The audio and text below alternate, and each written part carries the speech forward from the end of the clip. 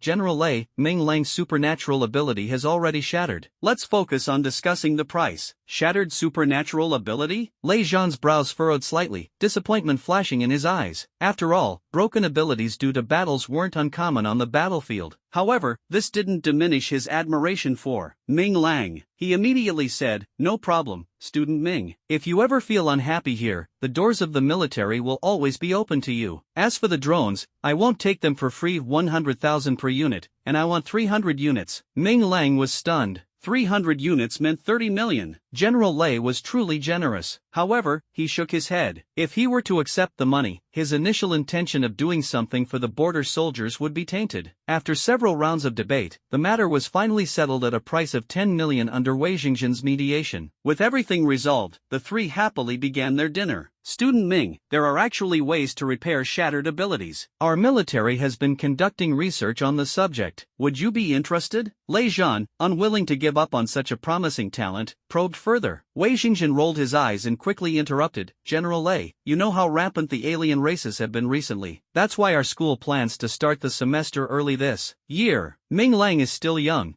and it's better for him to stay in school for now. Besides, if you blatantly poach him like this, aren't you afraid Bai Xian will come after you later?" The image of a feisty and spirited Bai Xian flashed through Lei Zhan's mind, making him shiver involuntarily. He immediately shut his mouth. Wei Jingzhen chuckled and turned to Ming Lang. "Student Ming, due to the sudden situation, many of our teachers are being sent to the battlefield to deter the alien races. So, would you be interested in temporarily serving as an interviewer for the new student admissions?" "Me?" Ming Lang looked bewildered. "Can I really do it?" "Of course you can. The main purpose of the interviews is to assess the student's character. Even though you're a new student yourself, you're more than qualified to evaluate others," Wei Jingzhen encouraged. Lei Zhan chimed in, "Exactly. Based on your performance on the battlefield and your dedication to the border soldiers, I believe you're more than capable." After some thought, Ming Lang decided that he didn't have much else to do. The drones Lei Zhan needed would only take him a few days to complete. Perhaps serving as an interviewer would allow him to learn more useful knowledge, especially since he still knew so little about supernatural abilities. He nodded and said, "All right, I'll do it." The next morning, Lei Zhan sent over all the materials needed for the 300 drones. Ming Lang immediately got to work, tirelessly dedicating himself to the task. Apart from meals in the cafeteria, he spent almost all his time in his dormitory. Time flew by, and finally, on the day before the admissions interviews, the last drone was completed. Ming Lang felt a great sense of accomplishment, as if these drones represented not just machines but also his promise and hope for the border soldiers. During this time, Ming Lang had also noticed some personal progress. By infusing the drones with energy, he found that his foundation had become much more stable, and the nausea he had felt during his first use of supernatural abilities had significantly lessened. According to Steelegg, he was now like a car that had passed the break-in period, fully adapted to using supernatural abilities. Lying on his bed, Ming Lang began his daily meditation ritual. Since advancing to the second stage of supernatural abilities, the energy absorption process had become far slower than the first time. He had discussed this with Steelegg, but all he got in return was its dull mechanical voice. "Ugh, look at Iron Man's artificial intelligence, it can even make coffee. But this worthless thing can't help with anything." Frustrated, he closed his eyes and began to sense the energy aura around him. The multicolored light once again entered his body, filling the energy vessel within him, which was now 2/3 full. The trickling energy resembled a steady stream of water, continuously pouring in. "Ugh, just this little bit again. When will I ever reach the third stage?"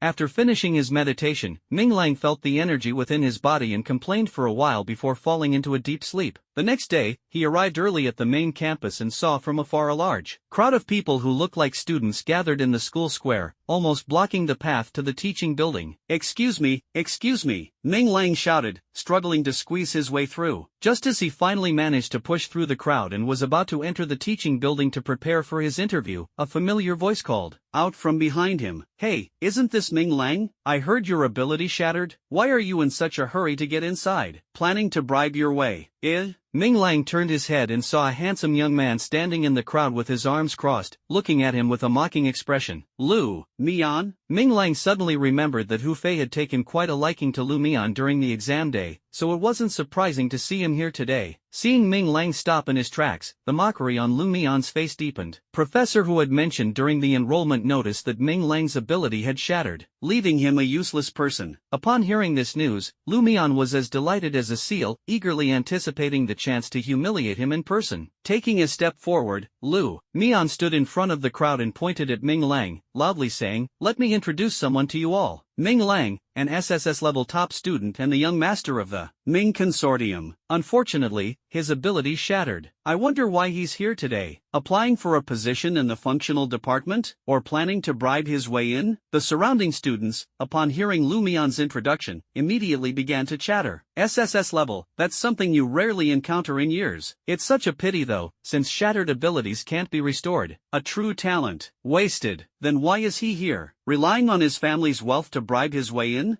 Imperial Capital University is not the kind of place to tolerate bribery. If he dares to do such a thing, he doesn't deserve to be our classmate. Ming Lang tilted his head and looked at the arrogant Lu Mian. This kid recovered so quickly? Could it be that he had gone too easy on him that day? He really should have listened to Luo Hong and worked on strengthening his body. Seeing that Ming Lang didn't respond, Lu Mian assumed he was too ashamed to speak after being exposed, and his words became even more unrestrained. Trash is trash. Wasting an SSS-level talent for nothing. Since I've run into you again today, this is perfect. I could boss you around for 3 years in high school, and it'll be the same in college. The little bit of money your family has is nothing compared to superpowers. Now come over and apologize, and I might consider asking Professor Hu to go easy on you and let you continue being my little errand boy." Just as Ming Lang couldn't resist the urge to kick him in the crotch again, Wei Xingjian walked out of the teaching building. Seeing this legendary principal of Imperial Capital University, all the students immediately stopped their chatter. "Ming Lang, why are you just getting here? The interview is about to start. Hurry inside and get ready. Is that your classmate? Then you'll be in charge of proctoring his interview room." After saying this, Wei Xingjian turned and walked back inside. Ming Lang glanced playfully at the stunned Lu Mian and chuckled. Lu Mian, we'll talk about that apology later. See you in the interview room. As Ming Lang entered the teaching building, the tense interview officially began. Lu Mian's expression was as unpleasant as if he had swallowed a fly, looking exceptionally grim. He never expected that the person he once looked down upon as a useless failure would now hold the power over his life and death. Classmate, please don't be nervous. Let's start with a self-introduction. A voice from one of the interviewers interrupted Lu Mian's thoughts. He looked up and saw three interviewers smiling warmly, appearing kind and approachable. But one of the smiles was so glaring that it was impossible to ignore. It was Ming Lang's. That's right, classmate, relax, we are very friendly, Ming Lang repeated casually, pretending to be at ease. Lu Mian was burning with anger inside, wishing he could rush up and punch him, but he didn't dare. He could only avoid Ming Lang's gaze and begin his self-introduction. Hello, teacher, my name is Lu Mian. I graduated from Nanling High School, S-level water ability, currently at level 1, 85%. When it came to his level, Lu Mian felt a bit proud and looked at Ming Lang provocatively. Tier 1 at 85%? This kid is pretty good, and it's only been a few days since the college entrance exam ended. Yeah, some people haven't even figured out their abilities yet, and he's already close to reaching Tier 2. The two interviewers exchanged glances, their eyes showing admiration for Lu Mian. Ahem. Ming Lang cleared his throat lightly, interrupting them. Teachers, isn't the purpose of our interview more than just assessing strength? Is 85% in the first tier considered high? Ming Lang felt secretly proud, thinking that his 70% in the second tier wasn't bad either. Ming Lang's words made the interviewer realize their lapse and awkwardly continued asking questions. Student, please share your thoughts on the current war situation in the Dragon Kingdom. Lu Mian had already prepared and immediately began speaking passionately, describing the strength of the Dragon Kingdom and his hatred for the alien races. His indignant expression inadvertently influenced the two interviewers, making them feel as though they wanted to join him in battle right away. After the speech, Lu Mian pretended to wipe away non-existent tears. Through his fingers, he saw Ming Lang sitting there, yawning and almost falling asleep. Calculating in his mind once again, Lu Mian asked Ming Lang, I wonder if you have any insightful opinions about me? This question instantly shifted the interviewer's attention to Ming Lang. They couldn't understand why the principal had sent a student to the interview. Coupled with Ming Lang's earlier interjection, they felt somewhat displeased and began to speak with a sarcastic tone. Yes, what do you think about this student's remarks? There are still many people waiting, so quickly share your opinion. Ming Lang rolled his eyes, thinking to himself, weren't you two enjoying listening just now? Why ask me? Opinion? Well, I do have a little. Ming Lang's casual remark made Lu Mian's heart tighten with fear. The attitude of the three interviewers directly affected his admission results, and the results were tied to the school's cultivation resources. Lu Mian began to regret his earlier provocation. I have just one question. If one day, you were captured by aliens and they demanded you sing Dare to Ask Where the Road Is to Let You Go, would you be able to sing it? What kind of question is this? Lu Mian's mind was in chaos, stunned on the spot, not knowing how to respond. The two interviewers also looked troubled, not expecting Ming Lang to throw out such a question. Student Ming, this question has nothing to do with the interview, one of the interviewers reprimanded sharply. Student Lu Mian, your interview is successful. You may leave now. Just as Lu Mian breathed a sigh of relief and prepared to leave, Ming Lang suddenly slammed the table, startling the three of them. What do you mean it doesn't matter? Ming Lang's cold gaze swept across them. This is just an example. On the battlefield, anything can happen. Can you guarantee that the alien races won't make any bizarre moves? Ming Lang's passionate tone left the two interviewers deep in thought. After a moment of contemplation, one of the interviewers slowly spoke. Student Lu Mian, you should still answer this question. Lu Mian's mind went blank, his face turning red like an apple, and he managed to squeeze out a sentence. I don't know how to sing this song. Then I'm sorry about that. Ming Lang spread his hands helplessly, his face showing a hint of difficulty. The two interviewers wanted to defend Lu Mian but didn't know where to start. After all, Ming Lang's question seemed absurd on the surface but actually contained a lot of information. But Lu Mian indeed did not give them the answer they wanted. Watching Lu Mian's despondent figure as he walked away, Ming Lang felt a secret sense of satisfaction. This question was nothing more than a spur-of-the-moment idea, aimed at dampening Lu Mian's spirit, and the effect turned out to be remarkably effective. During the pause while waiting for the next student to enter, one of the interviewers curiously asked, Hey, Ming, do you have an answer to that question yourself? Me? Ming Lang pondered for a moment. Why should one be caught? If a warrior doesn't even have the courage to perish together with the enemy, then what loyalty is there to speak of? But as long as the green hills remain, there's no need to worry about firewood. Another interviewer asked in confusion. Ming Lang sighed, shook his head, and said mercilessly, What nonsense, that's just to fool kids. Which alien race would give you a chance to sing? hurry up and get on with the interview. The day passed quickly. Apart from Lumian's little episode, everything else went smoothly. Everyone knew that this kind of interview was merely a psychological comfort. If a person's character could be determined solely by a few impassioned speeches, then this world would be far too simple. Walking out of the teaching building, Ming Lang stretched lazily. After sitting all day, the soreness in his back and waist made him realize that he really needed to start exercising. Thinking about it, Ming Lang twisted his neck and prepared to head to Fenla for a meal. Just then, Lumian's voice rang out again from behind him. "Young Master Ming, the interview is over, the show is done, isn't it time we settle our score?" Ming Lang turned around and saw Lumian approaching with a gloomy face, accompanied by a few followers. He secretly felt delighted. Settle the score? Sure. Ming Lang walked forward to meet him. How do you want to settle it? Lumian sneered coldly, still pretending to be tough at this point. Don't think I don't know, you were just a temporary interviewer for a day. Kneel and apologize right now, or this won't end between us. Because of Ming Lang's deliberate troublemaking, Lumian's interview results were not particularly ideal, and the resources he could obtain from the school would be limited, which made him extremely angry. As the crowd around them gradually gathered, Ming Lang glanced around and cheerfully said, "Apologize? No problem, it's a small matter. I'll apologize right now." Just as Lumian was curious about why the other party was so quick to concede, Ming Lang suddenly kicked out in front of him, and a sharp pain instantly struck. Ow! A miserable scream echoed across the square. Taking advantage of the chaos, Ming Lang turned and bolted, rushing straight into the pink building. "Ah! Chase him, catch him and kill him for me." A few of the followers finally reacted and hurriedly ran after him. Lumian, clutching his crotch, had his handsome face twisted in pain. He activated his abilities to ease the discomfort and followed closely behind. Arriving at the pink building, Lumian saw a few followers standing dumbfounded at the door and erupted in anger. "Go in. What are you standing here for like fools?" A chubby boy pointed tremblingly at the door, unable to speak. Lumian shoved him aside and was about to rush in, but the scene inside stopped him in his tracks. Inside, a group of scantily clad women were sweating it out on various fitness equipment, while Ming Lang sat on a small stool, grinning mischievously at him. Lumian analyzed the situation before him, trying hard to put on a gentlemanly expression, and stepped inside. "Ladies, I..." Bang! Just as he had stepped one foot inside, a young woman near the door kicked him square in the chest. Lumian was instantly sent flying backward, landing heavily on the ground. "Get lost!" The only thing left behind was her cold and crisp shout. Lumian lay on the ground for quite a while before catching his breath. Seeing the growing crowd around him, he felt humiliated and grew furious. He pulled out his phone and dialed. "You dare act so arrogant in the imperial capital? Today, I'll make you pay the price." "Hello, Professor Hu." Ming Lang was already too stunned to speak. He had originally thought that coming to Fenla, a place he was familiar with, would allow him to pick out a few handy tools for self-defense. He never expected the women here to be so fierce. Judging by the energy unleashed from the kick by the girl at the door earlier, her rank was definitely higher than his, perhaps significantly so. Shrinking his head, Ming Lang tried his best to act invisible, thinking to himself, if these girls are in a bad mood and I get caught up in it, that would be terrible. Fortunately, the girls only gave him a faint glance before continuing with their own training. "What's going on?" Just as Ming Lang was pondering how to slip away, Hu Fei's loud voice rang out from outside the door. "Lumian, who hurt you like this?" Hu Fei squeezed through the crowd and immediately spotted Lumian lying on the ground. He hurriedly stepped forward to check on him with concern. This student was someone he held in high regard. Nothing must happen to him. Seeing his backer arrive, Lumian took the opportunity to exaggerate, lying on the ground and groaning loudly. Who dares commit violence in the capital? Tell me. I must get justice for you today." Hu Fei's firm tone instantly gave Lumian confidence. He raised his hand and pointed toward the pink building, shouting, "It's the people in that building. They're shielding that good-for-nothing Ming Lang and even arrogantly injured me. Professor Hu, my injuries are no joke. Every drop of blood I shed is a loss to our Ability Combat Academy." Hu Fei felt a surge of joy in his heart. Lumian had finally made it clear that he intended to join his academy. A top-tier water element warrior like him would not only be sought after by Hu Fei but also fiercely contested by the control and healing departments. Moreover, with so many students around, this was the perfect opportunity to establish his authority. Resolving himself, Hu Fei stood up abruptly, his energy surging, exuding an aura of determination that seemed to say he would not return until victory was achieved. Professor Hu, what are you doing? A cold voice immediately shattered the image he had just built, and his energy dissipated in an instant. Hu Fei turned his head and realized he was standing at the entrance of the pink pavilion. Damn it, why didn't Lu Mian tell me that Ming Lang was being sheltered by the people from the pink pavilion? Professor Hu, with such an imposing manner, are you planning to tear down my pink pavilion? A young girl, looking about 18 or 19, stood at the entrance with a towel draped around her neck, arms crossed. Hu Fei instinctively took a step back as he looked at the girl's unapproachable demeanor. He wasn't afraid of Bai Xian because she was at least a normal person. But the girls in the pink pavilion? Each one of them was bloodthirsty. And besides, the pink pavilion's background wasn't just Bai Xian, there were others he couldn't afford to provoke. Awkwardly smiling, Hu Fei rubbed his hands together. Captain Wang, I noticed a crowd gathering at your door and was worried it might disturb the girls' training, so I came to help maintain order. The girl surnamed Wang remained expressionless, coldly spitting out a few words. No need. Please leave. All right. Hu Fei grabbed Lu Mian from the ground and loudly muttered, whose child is this, lying at someone's doorstep? Hurry up and come with me. With the obstruction gone, the girls in the pink building returned to the fitness equipment to continue exercising. The girl with the surname Wang merely glanced at Ming Lang indifferently before lifting the barbell again. So handsome. Just as Ming Lang was about to approach the girl with the surname Wang to strike up a conversation, a piercing bell rang out. The girls moved in unison, orderly, entering the dining hall. Ming Lang didn't give up and eagerly followed behind, grabbed some food, and squeezed in next to the girl with the surname Wang. Captain Wang, thank you for helping me out. No response. Let's get acquainted. My name is Ming Lang, and I'm Bai Jie's student. His words were met only with the sound of the girls chewing their food. After several attempts, all the girls acted as if Ming Lang didn't exist, not even glancing at him. Until the bell rang again and the girls left, he didn't receive a single response.